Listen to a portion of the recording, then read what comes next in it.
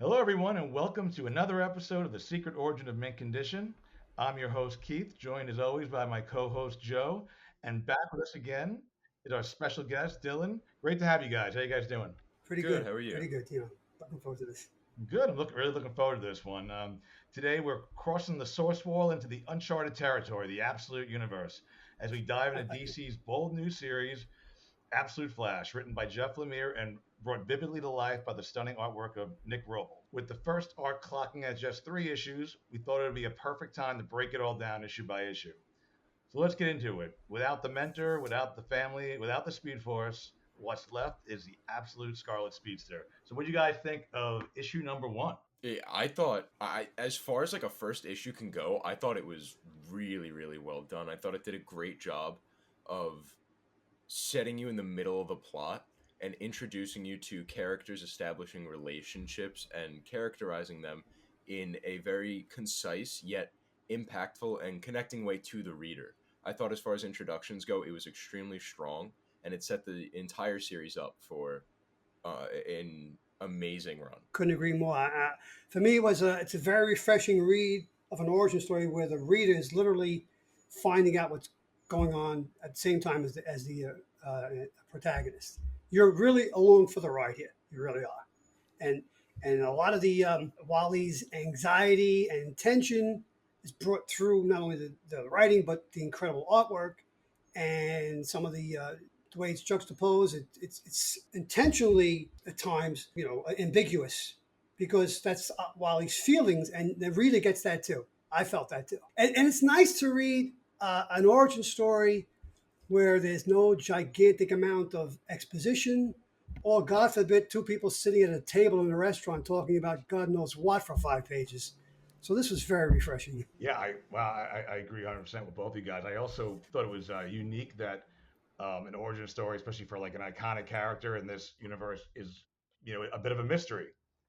We don't know how Wally got where he is, and we find out in the course of the 3 issues. But it really isn't really the how it's played out usually in origin stories, especially for No, the big guys, the more iconic heroes. I thought that was really like a fun, refreshing change. I think the artwork by Nick Robles is so unique and so good, and I love those chunky speed lines he uses. I mean, you can't do it without. mm, You got to have a little bit of the lightning. I think some artists these days, in the last 10, 15 years, overdo the lightning sometimes. He doesn't, and those chunky red lines, I love it. I just think it just adds something to it. It's the first unique thing to indicate speed since the crackling lightning. Really, Nick Robles is a gift, man. He's great. yeah, the artwork to me, I coined it as it kind of fractures everything, fractures the panels. It's got it looks like things are falling apart, which mirrors what's going on to Wally, right? Yeah, His that's a state good of point. mind is very much represented by the kinetic and fractured artwork. That's why I looked at. Agree. I thought the lines almost reminded me of like a glitch, as though like Wally himself was kind of glitching in Oh the middle of yeah, reality. oh And I that's so think good. like when watching it, it one builds tension like as he's about to, because you'll see a few lines pop in, then they get thicker, zooms in on Wally, and then he takes off. And I think it does a great job of like building that tension as well as like you just said, like establishing Wally's mindset himself. Like that's Mhm. how he feels, like he's glitching in between worlds, and it lends to that without revealing it within the opening panels. Right, and that's your question throughout the issue. Like, is he kind of going back and forth, or is it a memory, or is he? And later they is more of it to get an answer to that. Did you guys also? I got like a bit of a vibe similar to his powers mirroring like Hunter Zolomon. Like I know it's speed powers, Oh, I didn't think of that. Okay, moving through time more. that Yeah. makes a lot of sense, Keith. Yeah, I didn't think of that Well, especially completely. because the like Hunter also got flashes of his past too. So I don't know. I just kind That's of right. like some people online said that they got Dr. Manhattan vibes a little bit of how they told this story, where he's like, I'm back in the lab, but I'm also here. Yeah, well, that's the Doctor Manhattan stuff. Is like you really need like But yeah, a stretch that. degree in in Yeah, astrophysics to figure that yeah, out. But, totally, totally. but this works so well on many different levels. It's very visceral and at the same time. It's yeah. I'm really eager to see his relationship with his dad, because in the Mm, main universe, Rudy West is just a flat out jerk. Not originally, but post crisis, they made him a big jerk, and he ended up being like, this like abusive to his Wally's mom. He eventually betrayed Wally, became a manhunter, and then later at his best was just like kind of a scammy kind of looking to make a buck kind of like guy, and then they stopped really using him. But this version is definitely more complex. He's not some straight up bad guy. He definitely loves his son, which is evident throughout the issue, even though he's got other stuff going on. Yeah, I'm really looking forward to see where that goes because Jeff Lemire said that the father son relationship is really going to be a big part of the book. Yeah, it should be. It better be. Yeah, right. Yeah, he's a domineering parent. Let's put it that way. Yes. Yeah. Definitely, a bit of a hard ass, got like the military thing going on. What did you guys? I'm really curious. What do you guys think so far of the Rogues? Okay, so the Rogues are, correct me if I'm wrong, it's Boomerang, Captain Cold, Golden Glider, and Trickster. Is that right? Yep. I like the new Golden Glider, by the way.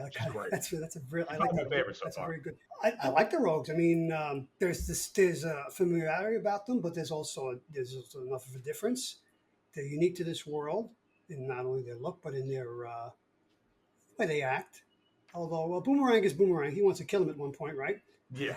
He So did not. that's very Boomerang. Yeah, no, I mean, and they bring him in early, but it fits, it works, because you're thinking about, okay, well, this is an army base, this is top secret project. What's it called? The Project Olympus? Is that correct?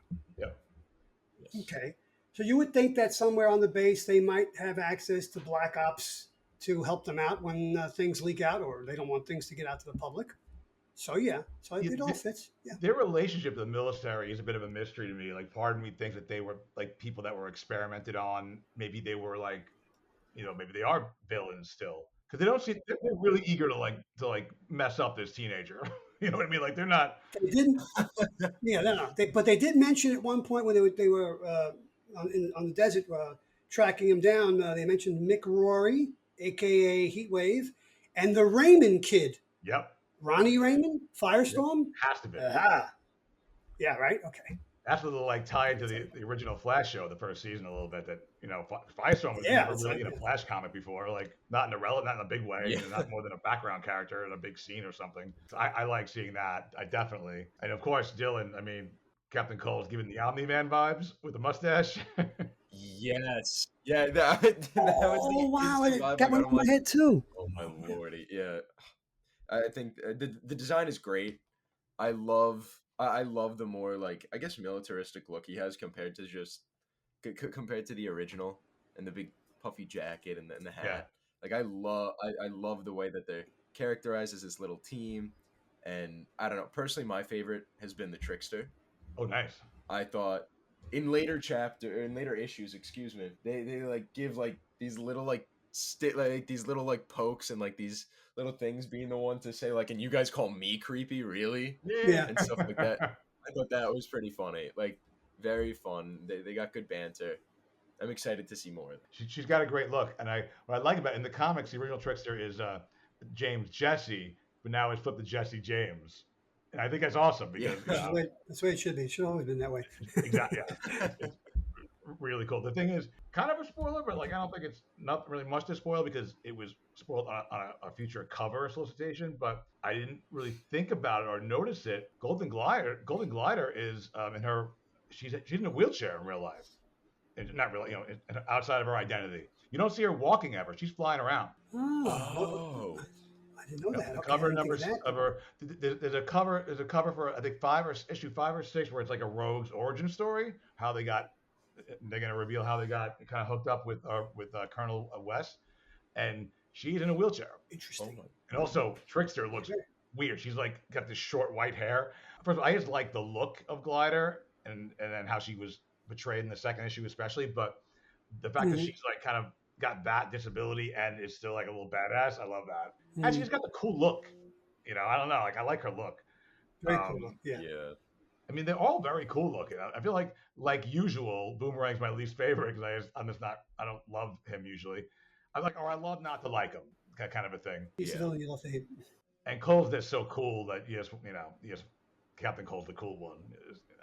It's like everyone on like line was always just like, "Oh my God, Captain Cole's hot!" Like everyone was saying. Now, in the original continuity, Golden Glider is who's her brother? That's Captain Cole, Len. And Captain Lisa. Cole. Okay, right, yeah. All Yep, right, Lennon, so Lisa see if Snart. that. Yeah, I mean, there's so much like potential. Like I don't know. There's so many cool rogues out there that I would love to see Lemire and Robles kind of attack. Just like what their version of the top would be like, or even more the updated ones like Murmur or Girder. Yeah, so it's very exciting. I like what we see so far, the rogues. Oh, okay. Let's jump a little bit to the end of the issue when we see there's two ends of the issue. There's the epilogue. Let's go to the Mhm. real ending. We see that last page that knocked people, knock their socks off of seeing a deceased. Oh, before we get to that, I'm sorry. Let's backtrack a little bit. What's your vibe on Barry Allen in this issue? How's he come across to you? I'm curious because I've been discussing it online with some people. Like, what's your impression of him in the first issue? Regarding like characterization. Yeah, do you think is something off about him? I feel like there's something off with Barry. Like maybe not Oh, like I don't think he's necessarily like the good guy in this universe that he is in the original. First of all, experimenting on those monkeys, it just doesn't seem like a Barry thing. It's like it seems like, and whatever they're Mhm. doing to the Raymond kid and to fire like the heat wave, I don't think they're doing nice things down there. And that is not a Barry Allen that I know. yeah, especially given like what's shown in the later issues with what they regarding those experiments.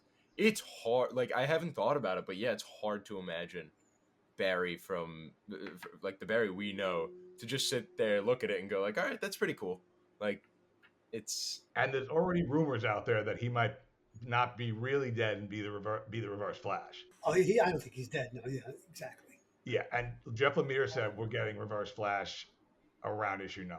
Yeah, initially I trusted Barry. Dylan just said, in the second or the later issue, second or third issue, we find out about the quote unquote experiments. What and you mentioned the monkeys. So was Barry involved with that? How heavily involved in it? The experiments was Barry involved in, or was he experimenting on himself? Yep. Which a lot of scientists do. They won't give forth their discovery until they test it on themselves.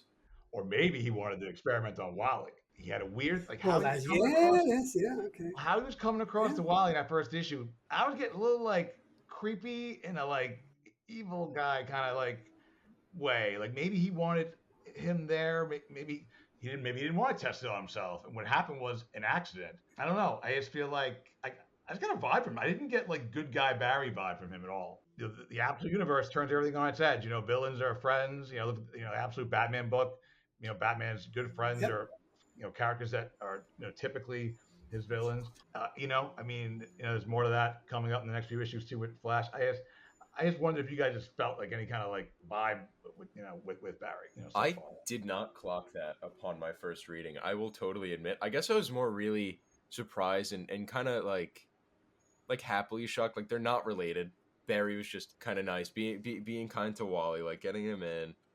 But the more you say it, the more I like reconsider, and I think I want to go reread it after with that idea in mind, and really see if like the vibe I get from Barry is totally different. But maybe it's just the way I read.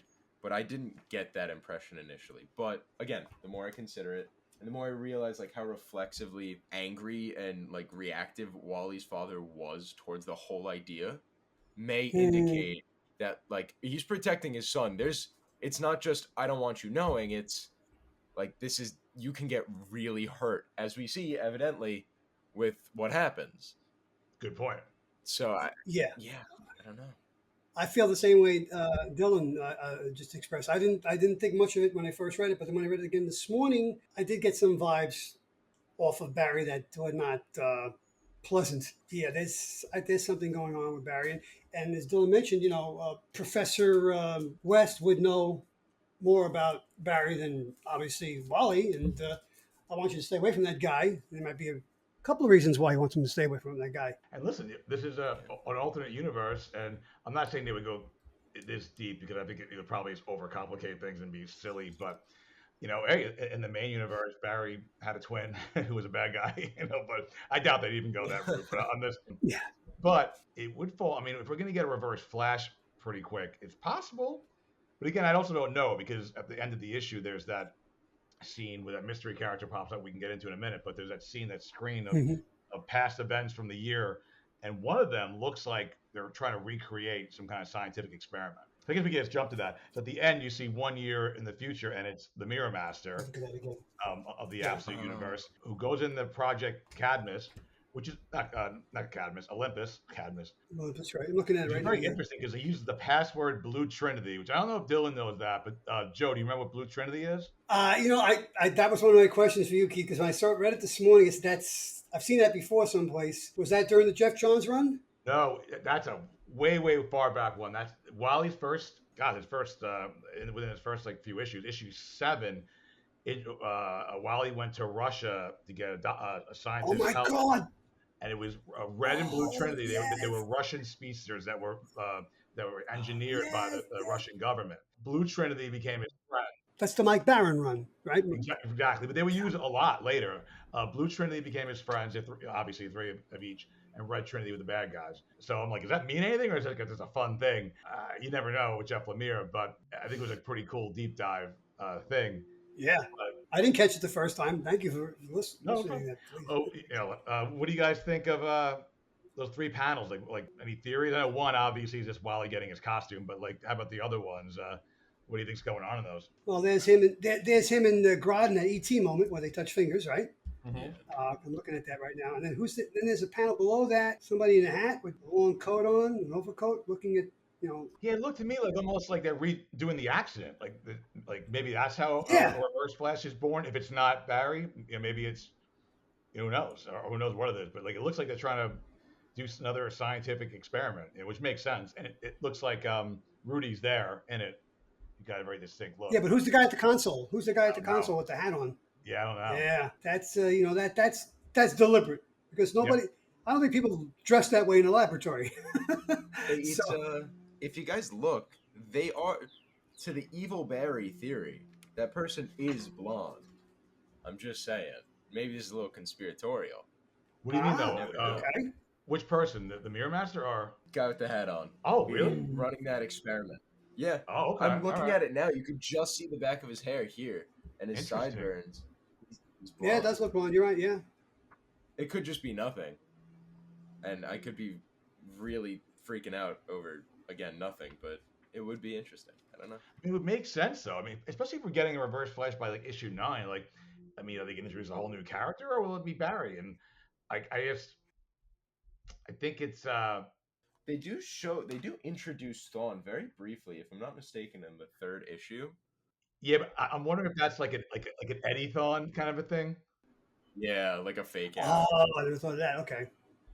I mean, it could be the real Yeah, Thawne. I don't Like, know. I didn't know if it was like it's something a tease, or or if it actually is going to be something. No one Lemire probably will be something.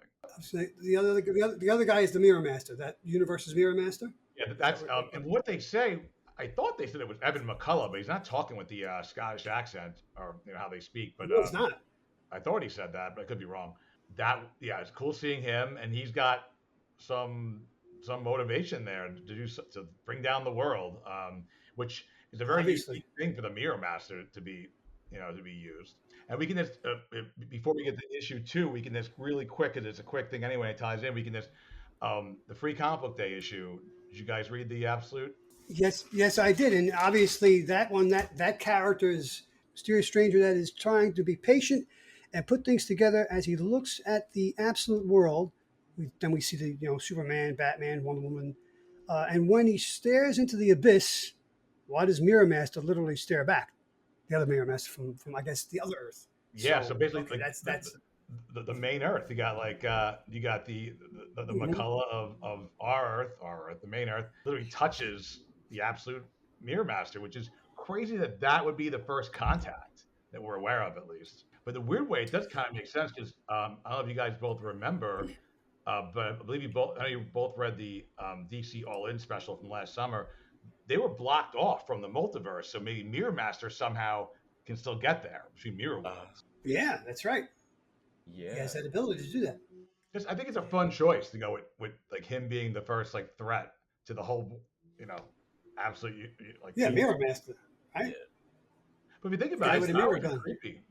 It's creepy and can be scary. They've always they've very often undersold him, but that's a cool character. Yeah.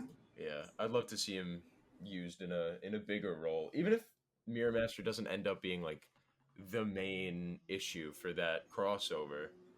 Yeah. Him playing a major role in it happening in the first place is pretty cool. We love to Definitely. see some mirror master representation. He could be, It's a great. for all we know, maybe he could be the first threat that maybe he somehow where they have to team up and forms a basic version of a Justice League, which maybe they call something else, but that could be it. Yeah.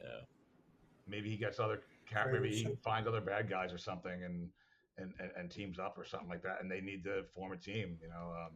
Maybe they'll take a cue from the Marvel Ultimate Universe, the original one, and call them the Absolutes instead of the Justice League or something. Yeah. Yeah, interesting. Sure.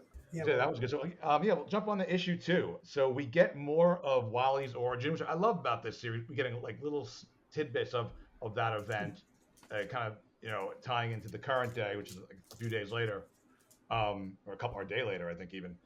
Um, and we get to see more of what actually happened that day. Because we have a lot of assumptions in the first, when we see that first page where that last page, I'm sorry, where Barry's dead on issue 1.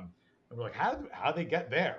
A, how did he die? And why why is he in the cave? mhm. So we're getting there. So what do you guys think of issue 2? Um, I thought it was a great. I thought it did an amazing job in expanding on everything that the first issue had. Oh, excuse me if you could hear my dog in the background. That's right. Sorry, the landscapers are over. Again, like answering questions as to what specifically happened to Wally in a way. Again, that like you mentioned, spacing out those questions in the exposition, if you will, to what had happened in the way that they do does it really allows you to just kind of exist within the plot and not be taken aback by, oh, here's everything you have to know.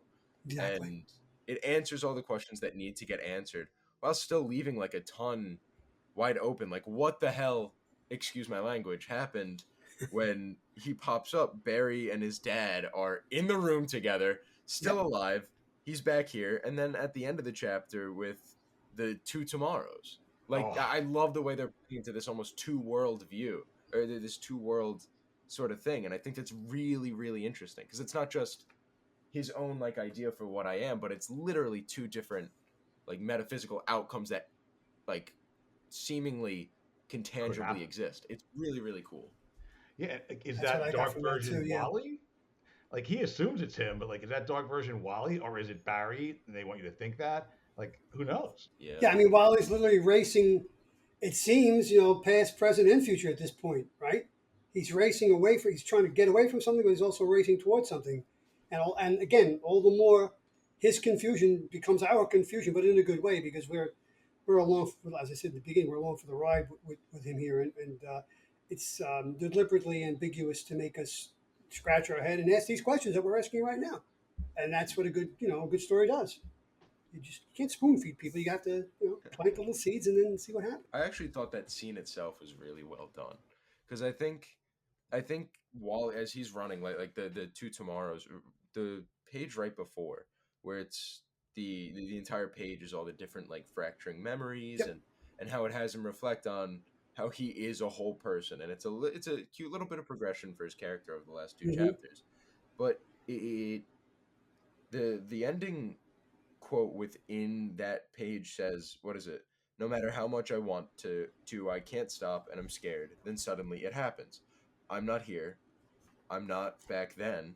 And then it says in a very classical DC way where there's this like hope, it says, I am forward and I see Mm-hmm. what's coming. I see tomorrow. And instantly the immediate next thing is it kind of takes that not cliche, but this typical tone that we've come to expect and really appreciate from DC, and flip it on its head and say no, two tomorrows. Like this can be hopeful and amazing, but it could also be terrible That's a and good point.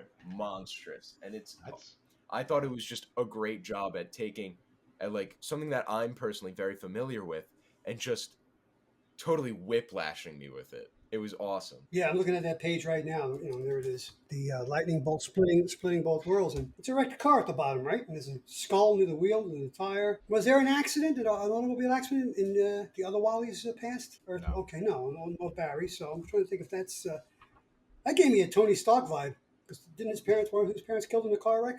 that was engineered by the Winter Soldier. In the movies, yeah.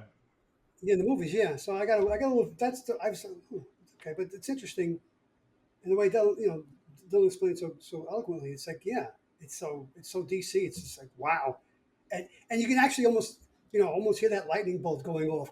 You can hear the crack, and then all of a sudden, boom, or someplace else. And that's just I love that. And who is this looking out the next page? I mean, is that this is they're gonna release Grodd, right? So they released Grodd. Oh, so that's Grodd. Okay, no, I'm sorry, that's Grodd before he's released. He looks menacing on that last panel. Then we see him as this little cute little. He's an adorable monkey. So, he's the baby Yoda of Absolute Flash. There you go. All right, I like that. Yep. Yeah. I want one. Yeah. Well, yeah. Oh, there's going to be an action figure of that for sure. I'll send you guys after the podcast. I saw online someone like fan art. They did like this really cute picture of like a cartoony version of like Wally with Grodd. It says like my best friend's a monkey, and it's the cutest picture. I'll send it to you guys. I'm like, they need to do stuff like this. I want like a Wally and Grodd T-shirt or something because I love it because also I mean he is still obviously can be a very scary character, but like the main universe, especially when Jeff Johns writes Grodd, he's a scary character. Oh yeah. Like Jeff Johns does it the best. Like when you don't do the superhero-y kind of version of it, like Grodd's just destroying Keystone. Like it's vicious, and you add mind powers to that. Like it's, but that was a great second page cliffhanger. It is great. I think Glider and Trickster shined in this issue. That's where you get the Trickster quote that I was talking about earlier. With what was it? They're like, told you guys this kid was messed up. Does anyone ever listen to me? Oh no, let's just make fun of Jesse. Should have let you all cry. That's so funny. And then she saves her butts with those almost like Sue Storm bubbles, when Wally kind of explodes or whatever he's doing. Yeah, she's cool. And then I love how like Glider's like no one's ever outrun me. She's flying after him really quick, or no one's faster than me. And then Wally just darts off and like leaves her in the dust, and she's like shot in the dust, literally. Again, it uses that art. So it starts with the lines, introduces the lines first as the speed is building up, and then it releases. Like I think it is really interesting how they tend to use it in that way. Yeah. Yeah, it creates a sonic boom, obviously, right? Because it goes boom. So there you go. So he's running faster than the speed of sound. Issue 4 has got a fill-in artist. I think issue 4 and 5. And I'm wondering if they're going to if that artist is also going to adopt those lines. I hope so. Yeah. You've established this aesthetic for the comic book. I hope they continue it. Otherwise, it would be a disappointment. Definitely. And also, interesting thing, Rudy kicked Barry's ass in this issue. Oh, yeah, he clocks him one, right? Yeah. Definitely loves his son, man. I think it's a complicated relationship, but he whooped Barry there. That was interesting. And again, I feel like they're making you kind of like I wasn't mad about it. Like I feel like they're making you not like love Barry. It's something there. Yeah, so that was a really good issue. Like, I feel like the series literally gets better issue by issue, and that's I think a great thing because I loved issue 1. So yeah, it ends with the Rogues unleashing Grodd. Exactly what I wrote. The Rogues unleash Grodd. It's the last line I wrote from my synopsis.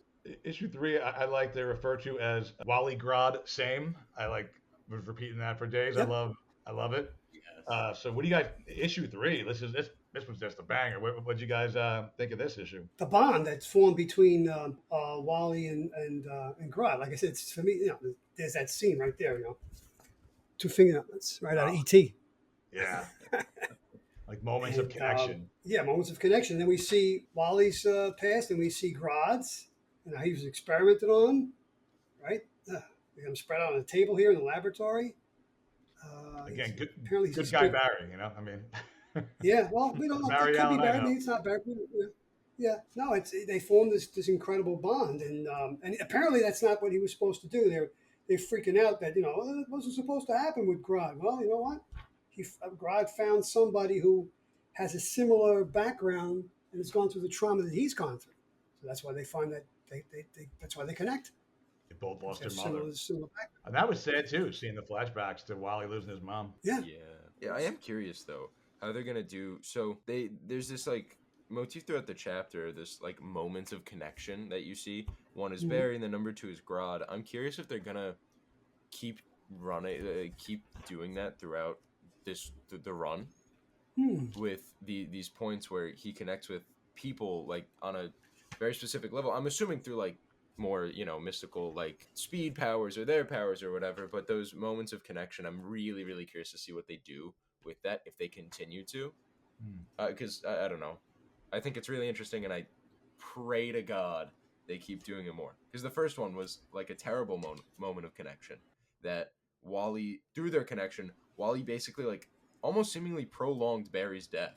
Yeah. And through the Hmm. second one, it's uplifting, where they're able to connect and almost relieve each other of their shared trauma, or not like relief, but like by having each other there, I guess lightens that burden that they both individually carry in the second one. So I'm curious to see if they keep running with that. It's a good idea if they did. Yeah. It's just the more personal connections that we feel with them, the more you love the characters in that little world. It's a very different Yeah. Flash book, but it still feels like the Flash somehow. It just does. Yes. I think Lemire gets Wally's voice, and I feel like it's just towards the end of the issue that more of that optimism that we'll eventually get with Wally like kind of starts like poking its way out.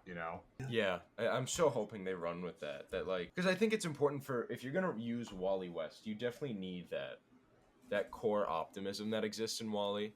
Even if Hmm. you play a bit more of like an angsty, troubled teen, that's like, Of course, that's yeah. fine, but that needs to be there if you're using Wally. If Right. not, then use another character. Or plenty of people in the Flash world to run with. Yeah, So listen, I mean, even like Jeff Johns' run wasn't as like bright and optimistic as Wade's or like Adams, but like, it was dark. But he was still, and he had moments where he kind of got in a little bit of after the twins died after Blitz. Wally was a bit of a not very a little more tougher on criminals and the way he thought about certain things than Hmm. maybe he usually is, because he's a human being and he's allowed to have like those moments. He always, by the end of the arc, if not sooner, he always had a smile on his face and was always chatting it up with heroes in the streets. I mean, with like the normal people in the streets and making friends with everyone. He was, the heart of the DCU. So I think we'll get there and we see little, glimpses of that in this issue. Yeah, I mean, next to the last page, this is my life now, and I cannot run it. I just need to be here now, and realizing that a calm comes over me, and I feel something I haven't in a long time. I start to feel free. So yeah, that's very hopeful, It's right? very Wally. yeah, It's very like It's very well, very yes. Wally. I also because right before that is when Wally is still having his panic attacks. Rod just like says like Wally okay, Hmm. like he kind of takes that away from him. He said Wally Hmm. Grodd same, and then that's kind of when Wally like lets that like panic and doubt go, and that's when he slaps around Boomerang a little bit. Like Yeah, they're like it a certainly help to does. each other, and also for future just like yeah. superhero stories like I'm hoping that Wally and Grodd are like best friends forever. Like, but they can just speak to each other. They have like that telekinesis, and that's going to be a very helpful tool, I'm sure, in other stories where if they're separated or in the middle of a fight, they can help each other. I mean, Grodd is I would assume be a crazy strong ally, and also a Oh yeah, weakness yeah. I because think. he's gonna Wally's gonna fall in love with that little monkey like right away, and that's going to be a weakness to him. Something that he could lose and get hurt. Oh yeah. Obviously, the rogue's going to try to get that monkey back because he went rogue, Yeah, yeah, yeah. as That they was a say. great. That was a great line. Yeah, he cursed. There's obviously a four-letter word on top of that. I texted you earlier, Keith, this morning that I have not so much a theory, but a feeling about these three books, this character. The action is different, obviously. It's drawn in a new aesthetic, obviously. And yet at the same time, this feels so much like the Silver Age to me because it's such bonkers. It's just, I mean, it's off the Yeah, wall, crazy. I just felt that. And I think Lemire even said that in one of the interviews, right? yeah. That he was. So, what do you guys think? My feeling is that whoever that Thawne is, I don't think it's going to be Ebord. I think it's going to be like how Eddie Thawne was like this a descendant of Thawne. Maybe I'm wrong, Mm, but what do you guys think of Man Bun Thawne? man bun fun. Yes. Okay. Why not? Let me see. Do you think he's Take a look at him again. you think there's something deeper to it, or do you think he's do you think he's a descendant, like an Eddie? Or not a Ed descendant. Beard, He'd be a ancestor. I'm sorry. man, you know, he looks like that character that's in Spider-Man right now. Everybody hates Paul. Oh, Yeah. Paul. Gosh, you better not Everybody, be. you better not be Paul, right? It's the most hated character in comic books right now. But He's yeah, got to be up there for like ever. I mean, yeah, ever, he's yeah. been Got how kicked many out of the years Marvel Universe. over- yeah, yeah. Well, it's Flash of two worlds, multiple realities. You can't tell a Flash story without a Thorn, right? So we'll see what happens. I mean, again, it's nice to know that he laid all this down in 3 issues, but he didn't give us everything, and he's giving us a foundation, and we're gonna go on this journey with Wally now, and I'm looking. It's Keith. As I tell you, last week I got my books. I get them once a month from DCBS, and I got a stack about 20 books, all DC by the way, no Marvel, and I stacked them in reading order. And the first book on the stack was this, number 3. Yeah. I read that before the Jeremy Adams books and the Mark Waid books. I had to read this first. There's like That an says a lot. urgency in this book. There's like what's happening next. I gotta know. Yeah, I got to know. Yeah, and that's the way it was back in the old days. So to have that back again, it's really nice. It really is nice to have it back again. I think it has given me the greatest feeling of frustration that an ongoing series can, where I'm just very frustrated that I can't read more. It's got to be it's the highest amount of praise you could receive from a critique, where it's just I need more. Yep. And Yeah. boy, I am so excited. It's nice that I think you guys made a great call by talking about it here at the third issue, because it does feel like this has been the not prologue, but just the introduction, or the like what is it, like the tutorial of Absolute I Flash, like that. where like we're just establishing who the players are, what they can do, and now it's like, all right, here's the story. Next time we see you, you'll be with us, and that like, so I'm very very happy there, and I love that last page as well. That single, the single with Wally with Grodd on him, and as mentioned earlier, that I start to feel free. The finally the suit up again. There's that sense of finality there, or like new beginning finality, and I'm just so excited. This has been an Absolute Flash in two worlds. Like an Absolute Flash in two worlds, but two worlds, yes, yeah. I'm curious, what do you guys think about like the meaning of two worlds? Like, because because obviously there's the two worlds and stuff that was explored within the second and third issues, but like I wonder if you guys think that there's other meanings to that throughout these three, at least. I feel like there's going to be multiple meanings. I mean, there's the very surface level where it's just mirroring Flash of Two Worlds, the classic comic. It's just a fun thing, and then what we initially saw with him questioning those two possible futures. But I feel like there's going to be more to it. Yeah, I think it's also a psychological thing, because we see Wally throughout these 3 issues literally fighting with himself, right? Trying to find his place, constantly running, thinking he did something terrible. It's a coming of age story, obviously. All adolescents go through that. They, boys and girls try to find their place in the world, and they get confused, and there's trauma and there's anxiety. So I think that's two worlds could be the comic book trope of two worlds, but I also think it could be the psychological trope of two worlds that everybody goes through. Obviously, if you get more than two worlds, then you need psychiatric help. But it's time for medication.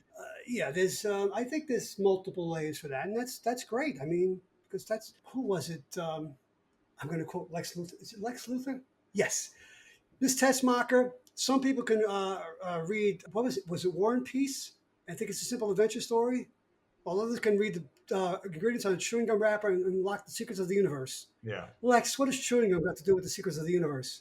I might be wrong about the book he's quoting first, but yeah, these things work on multiple levels, and that's part of the fun. Yeah. Lemire's a good writer. He really is. Yeah, his JSA book is very good too. He's doing a great job on JSA also.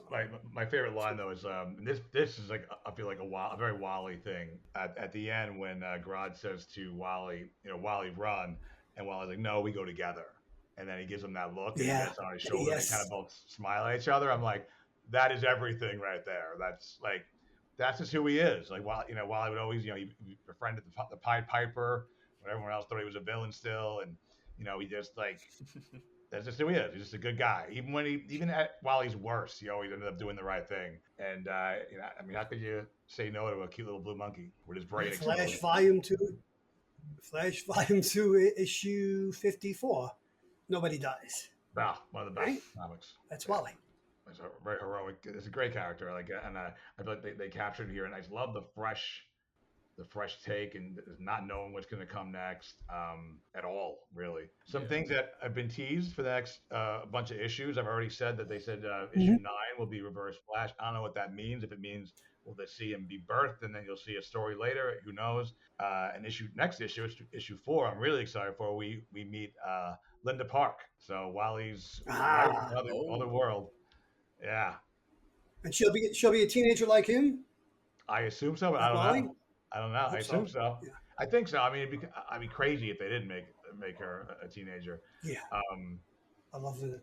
I mean, I hope so. Because the next issue, in the preview, this says Wally goes to Central City, and he gets help there. He stays with someone like at a shelter or a youth facility or something like that. Who knows? Maybe it's like Linda's dad who owns it or something like that. He meets her. I kind of hope there's that whole. Ultimate Spider-Man, like I hope that Linda Park's like his Mary Jane, like no matter what, they're destined to be together, and like in this universe, something like that. I would love that. Do you think they're going to do something with Nora's death and have it be one of the Rogues possibly, or maybe Reverse Flash? You mean for Wally's mom, or yeah? For, oh yeah, I think. That's Barry's mom, right? Yeah. But for Wally's mom, take that and plaster that onto Wally's mom. Did they say how she died or no? I know that you see her. No, they didn't. No. Yeah, they didn't. Interesting. No. Well, because I think those rogues are probably experimented on too, like Rory and like Firestorm, and maybe they're kind of suicide squatting and like working off their crimes. That's why they're freaking blowing up a barn where Wally's a 15-year-old's in, and they're just like, yeah, they're bad. I mean, it's possible. That would be that'd be crazy actually. Yeah, I'm quite curious to see how they run with their characterizations because something that I've noticed, at least and this isn't like a very profound take here. This is kind of like, no crap, man. But like, an obvious running theme here for all of the characters that have been introduced, or at least the ones where we understand their backstories to an extent, has been the different ways in which we encounter trauma and how we come about, or how we can start about overcoming it, or at least not letting it fully envelop ourselves. And like Wally specifically, there's a contrast between him and Grodd in their traumas. Like Wally's comes from a place of guilt that has, I think, manifest. Granted, it's been a day, but in the way in which it's manifested in his psyche has been very I don't know what you call it, like malignant. Not in a healthy way of like, hey, maybe don't do that again or be smarter next time, but more in a sense of like, I killed him, I'm a monster, and like it affects his self-view. Meanwhile, now I don't know too much about Grodd's, but I'd imagine that he probably doesn't feel as guilty as Barry does, as he was forcefully taken away. So there's probably elements of fear and anger and aggression within his own trauma. And despite it manifesting in different ways, they can find they're still able to connect with each other, move to a better place with each other despite those differences in it. And so I wonder if they're going to explore different like traumatic events, backgrounds, and I guess, I don't know, types of trauma through each of the Rogues Gallery. And then possibly something like a Reverse Flash would be kind of the culmination of that as like an antithesis to Wally, and maybe like an isolating figure who has kind of delved all the way into their trauma and like had that, I guess, be their defining characteristic, where Wally's is more about using it as a place of like learning and moving forward. Moving forward. That's a great analysis. I like that. I hope they continue with that, and we could juxtapose what you just elucidated to DC's attempt at dealing with trauma a few years ago in a miniseries called Heroes in Crisis. Right? How'd that go? Right? I mean, that was just dumb. 'cause they and it had that didn't, basic it idea, and then they didn't really address it, and no one healed. no, they never addressed it, right? It Yeah, was the dumbest. They ended up wanted to either be that story or a DC event. You can't have both. Like they made it like yeah. it was just silly. One thing you said, Dylan, everything you said was fantastic. I love the analysis. But one thing you said kind of scared me a little bit because it makes so much sense in a way that I kind of fear. When you said that what's Grodd's takeaway would probably be fear and anger, and that could lead him to Mm, the dark side. And like I don't want him to become a Mm. villain, but maybe that's his destiny. Maybe it's not. I'm yeah. Part really way. hoping they don't. I'm hoping they do something where I guess like Grodd is almost close to like Anakining and is kind of brought back in a more healthy way through their connection to Wally. And it's that like defining thing that's able, because I think thematically that kind of, if that's the route they're going, I'm not a writer. I'm not the writer, so I have no clue where they're going. But if that's like the kind of thematic principle that they're working under, then I think that would probably be the way to go, right? Like have Grodd probably do something that's like a little like whoa, and Mm. then have them like come back and, because I don't know, I know it's a monkey, but still, it's an intelligent psychic monkey. So Yeah, still, there's a lot of character like, work to be done like, there. and we know what like he can do with his mind in the regular universe, and what he's already doing here. You don't have to be a big, physically scary, imposing figure. And yeah, maybe I mean, like, I don't mind it if it kind of like dances around that, and maybe they have a fallout for a bit. But man, I really hope that they don't totally separate and he becomes a villain. Because again, in that first, Yeah. I could be wrong. At the end of the first issue, when Mirror Master's looking at all those events from the past year, doesn't one of those events look like a bunch of monkeys and a couple have capes on, like Gorilla City or like Planet of the Yes. Apes? Like What issue something is that? happened. Issue three? No, issue one, I think the it's end of the end of the one, first. Issue one? when I gotta Mirror go back Master's now. looking at that screen. Yeah, I wonder if that's going to be something like Grodd does, and then has to kind of pull. Again, I'm just Oh really yeah, hoping Grodd look at doesn't that. fully. Yes, I'm with you. I don't want him Yeah, to and go back. there's a city in the background burning. Yeah, Yeah. Do you think Uh-huh. maybe Okay. there were other monkeys in that first issue? I think. Like, do you think maybe they go back to like free them and something I happens? Or I was don't. yeah Mm. maybe some like I guess like vaguely related fallout happens, but not a Grodd caused one. And you actually see like you see the experiments from what was it, Olympus, come Yeah. out, and it's just them like it could be something. It could have been a misdirect, quite like Thawne, where like you think it's like a Gorilla City thing. Grodd's gonna be evil and like take over, but it's just more like it's something just rather kind of not coincidental, but comparatively benevolent rather. Right. Or it could be that you said these monkeys that have been experimented on and traumatized escape from Yeah. Project Olympus, and they go out into the world and wreak havoc and destruction, and Wally and Grodd have to save the day. Yeah. And give the finger to the people at Project Olympus, because look what you did, and then we got to clean up your mess. Yeah. You also have a potential kind of like potential issue though with Wally and Grodd, because maybe Grodd or his monkey friends that he saves get too violent and start hurting humans, and Wally's not going to Hmm. be down for that either. Yeah. And that could be where they have a bit of a disagreement to say the least. A lot of like a potential conflict. So they'll probably make us love them together first for a while, and then. Brotherhood of Mutant Monkeys, kind of like Mhm, calling back to the old X-Men days. mhm. Yeah, these three issues have really set up a potentially very I guess very profound and poignant, I think, story thematically speaking, Mm. and very interesting characters that are just. This is what I've loved from everything from the Absolute Universe so far, is that all the characters and all the everything introduced has been just close enough to feel recognizable, but just different to have such a like not just fresh, but just such an exciting what is it to give the reader such an exciting feel where you don't Unpredictable. really know where it can go. I Yeah, love it's exactly. unpredictable. Joe and I were saying it the other day about to the new Dexter series. The status quo is so different Oh, than anything they've ever done. It's like I don't know what's going to happen in this show. I have no idea. And Yeah. I love that because no, that's as much as you love like the settings of certain things of comics and shows, like much as I love seeing Dexter in Miami joke around with his guy friend at the police force, like after a while you're like nothing's fun things happen, but after a while it's like all right, shake it up, there got to be like something new. yeah. I love this world. It definitely feels like Flash, feels like Wally, feels like that world, but it also feels totally different. Um, the stakes seem so real. again, in a lot of ways, it reminds me of Ultimate Spider-Man. Not just because he's a teenager, and it's definitely not as jokey or anything like that, but like I almost get like a vibe of like how in Ultimate Spider-Man, Norman Osborn was like jealous. Like jealous for Peter's powers, and he got those powers, even though he got his own powers, and he wanted him to work with him, and he Mm. kind of had ownership of him in a way, like I own you, I made you. I feel like maybe they'll go somewhere similar with that. Maybe Barry is really messed up like a monster now. Maybe he'll resent Wally for reaping the good rewards of the accident or something. Like I feel very Ultimate Spider-Man-ish with the book so far. Not Yeah. like I guess maybe not very, but like similar. Like I feel something there. Not very because that's again it's not nearly as jokey.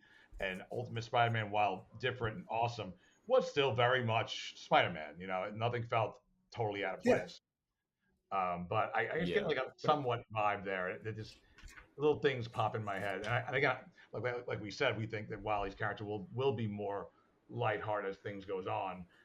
So maybe they'll even feel like it even more later. no, I think you hit something there, Keith. Because in looking at the scene where Wally walks into the laboratory in issue one, and Barry's in that bubble, right, and it looks like he's got the Flash costume on, the Flash uniform on. Yeah, Doesn't have the hood on. I see an emblem on his chest. So you got what? Yeah, and then then the next scene we see him put the hood on, right? Run. Yeah, you got what I wanted. That's a very Norman Osborn trope. That's a very Lex Luthor type of thing. How dare you come along and make the citizens of Metropolis love you more than me? Just because you wear a flashy costume and have superpowers. So yeah, we're going that all direction maybe too. all made Barry's hard work. Yeah, and this happened, and Wally got the powers. Maybe it's something like a Yeah, it goes to a resentment. 50-year-old kid. Yeah, exactly.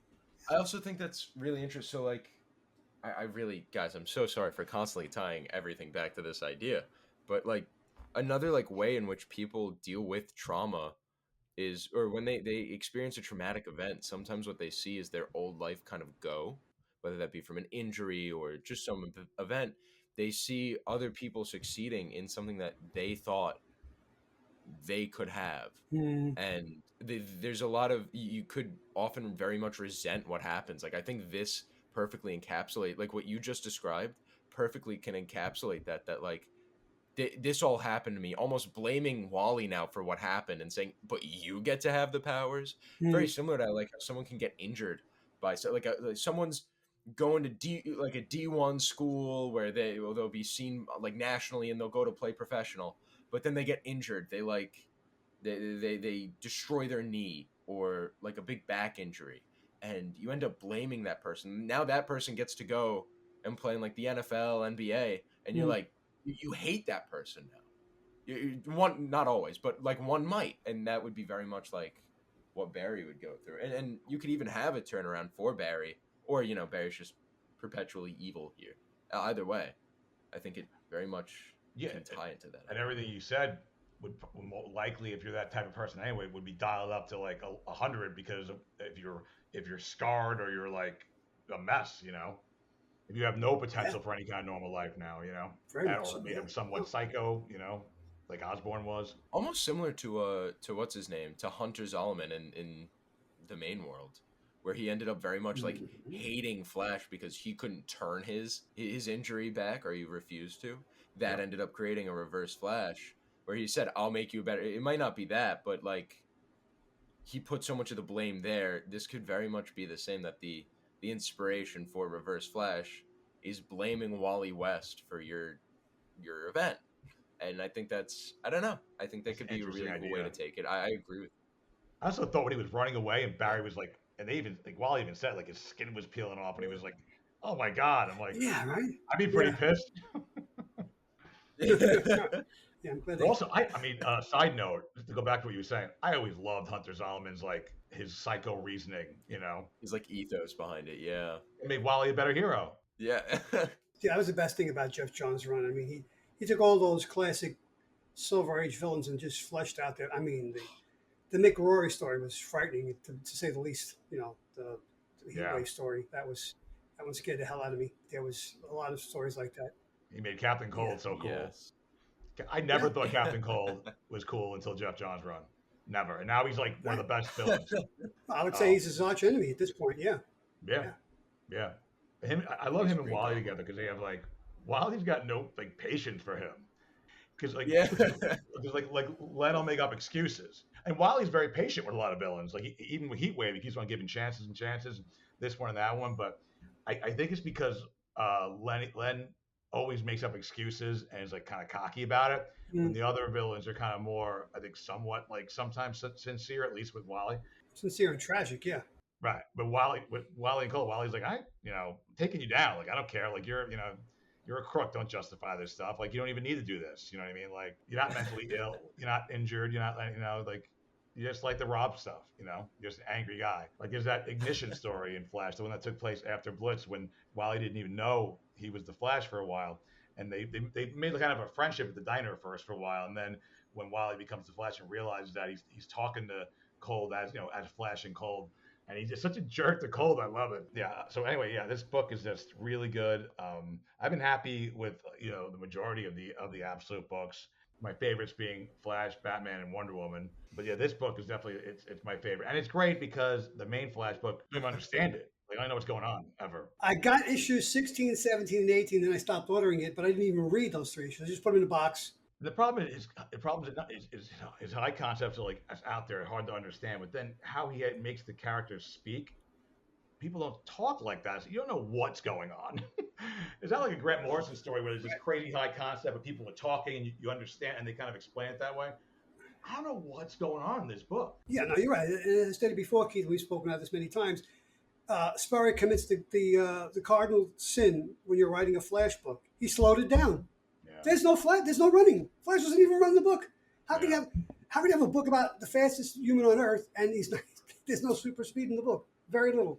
It's so static and just. Yeah, the It's first terrible. story arc, Dylan, is 13 issues, and Wally is basically like not even really in 7 to 12. No. He's like, once in a while he pops Yeah. up and he's like, they show him being like in like a stasis, kind of confused and being like, Yeah. captured. What the hell? Other Flash characters are doing stuff. Oh my lordy. Yeah, I don't know. I feel bad talking bad on like writers and their work because I could never do something like that. But man, oh man, like that's a very silly concept. You have one of like not just a character known for their speed, but like one of the fastest characters ever. Fastest character in And the DC universe. He's faster than Yeah. Superman. Yeah. He's faster than like the concept of an instant. Right, And he doesn't right, run. right. Like, this is He come doesn't on. run. No, I've read enough comic books, and I feel that, and I never get nasty about it. I mean, I don't. You don't want to get personal, speak about the guy's lineage or his family, God forbid. But there are artists, more writers that I do not like, but I'll talk up Jeremy Adams till I'm blue in the face because he's the best young writer, best new talent that DC in years, and his stuff is exciting. I feel like you and I are a little more salty about it because we also lost Jeremy Adams' Flash to this book. Yes, to that book. That's right. Yeah, I forgot. That's part and parcel of Jeremy Adams was doing an amazing run. He was building up sales without ever getting a new number one or even a push from DC. The book was awesome, and they boot him off for this guy and give this guy the new number one. So that makes it a little more frustrating for us. We're like, we had a great run going that you never gave a chance to. Adams picked up issue 768, no promotion, no nothing. They give Cy Sperry a brand new number one promotion. They give him Mike Deodato Jr. was an amazing artist for the first 6 issues. So that's what I get a little salty because of that. Because I'm like, we had such a great run, and like to me, it would have been like the most amazing thing if we got like Lemire's Flash at the same time as getting Adams' Flash. You never would have seen me happier ever. Like, Yeah. well, he's the only Flash ever to have 2 ongoing series at the same time. So that is cool. But Jeremy's. I said he's killing it on Green Lantern. He's killing it on Aquaman, which Keith just read Aquaman number 1 today, yesterday, and This morning, I woke found up. out what I've been talking about, right? And of course, his Flash Gordon is great. Aquaman was fantastic, though. I loved it. Balls to the wall, badass Aquaman. I loved it. It's But great. also very heroic and like just Yep. fun. It felt like a JLU cartoon a little bit, Ooh. Okay. Yeah. Oh No, my it's God. He's not singing. Well, unless the Brave and the Bold cartoon where he's singing a lot, Yeah. right? He's not singing, but as Keith texted me earlier today, he's a badass Aquaman, but he's not dark and grim at the same time, and that's hard to pull off. And you got to be a good writer to pull that off. And Jeremy is that. He's a marvelous writer, and he can give you both without overdoing it. Aquaman's a tough sell just because of his perception, just Yeah. on how people either think of him as like Jason Momoa like motorcycle riding badass, or like I talk to fish kind of like silly. And so it's a very it's a like you just said, it's such a hard middle point to like really stick for people to look at that and go, "Oh, okay, I do want to pick that up." And so like on a business end it's very hard to. I've been reading Aquaman since I was 10. Put a gun to my head, said, Joe, who are your top five favorite comic book characters right now? Superman, Wally West, and Aquaman is number three. He's ahead of Batman now. Then Wow. Batman and then Spider Man. But my top three are Clark, Wally, and Arthur. No hate there. We'll do an hour on Aquaman. So, Let's wrap it up a little bit. So that brings us to the end of today's episode. A big thank you to Joe and Dylan for joining me. It's always a blast talking comics with you and diving into the Absolute Flash, my favorite new series, made it even better. Before we sign off, though, any recommendations from either of you? Anything you want to like put on the radar of our listeners, whether it's a comic, a show, a movie, a book, just anything at all you want to kind of discuss and put out there? I got a book. I showed it to you before, Keith, with DC Finest, which is trying to compete with Marvel's Epic Collection. This is the Super Dog from Krypton. That's the cover of Adventure Comics 210, 1955. And there's some great Silver Age Superboy stories in here that take place in Smallville with the cast of characters, Lana and Pete Ross and the dog and Mom Pa Kent. So I would highly recommend this if you like Silver Age Superboy. And as far as things to watch, I think we've spoken enough about Dexter, so I'm just going to say Game 3 of the Stanley Cup Finals is Monday night. If you have any interest in hockey, tune in because the first two games have been great. Last night I was up until well past midnight to watch the Panthers win that game in OT. First two games, that's how the first two games went, OT for the Oilers and the Panthers. So great hockey. Hockey is dynamite. Hockey is very much like the Flash. It's fast, man. So yeah, so those are my recommendations. Well, I'm not like. I guess I'll just talk about what I'm reading and what I've watched recently. I'm Yeah. going through the Dune series, like the novels. Oh, nice.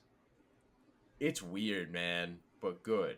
It's a series I recommend. Like I'd tell anyone if you can like. It's both like sci-fi but also like science fantasy. It grows more into that. It's very.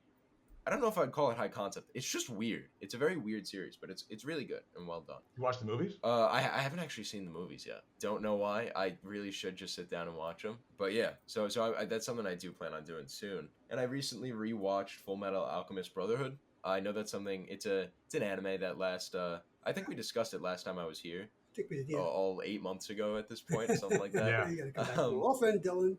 Got to come back more often. And it's been. I don't know. I very much enjoy that series. Recommend it to anyone. So yeah, that's really all I got. I recommend a good movie on Paramount Plus. It's a thriller called Strange Darlings. It's just a crazy thriller, paced super well, keep you on the edge of your seat, and it's got a few twists in it. It's just about this couple who you got to guess which one of them's a serial killer, and it's only one of them, and it's really. Yeah, it takes you on this journey, and like it's very well done. Yeah, I think it's really good. It's a short movie, hour and a half. If you have some time, I definitely recommend watching that. And of course, Absolute Flash is the variant for number 3. Gorgeous cover by Travis Moore. This is a poster. It's so cool.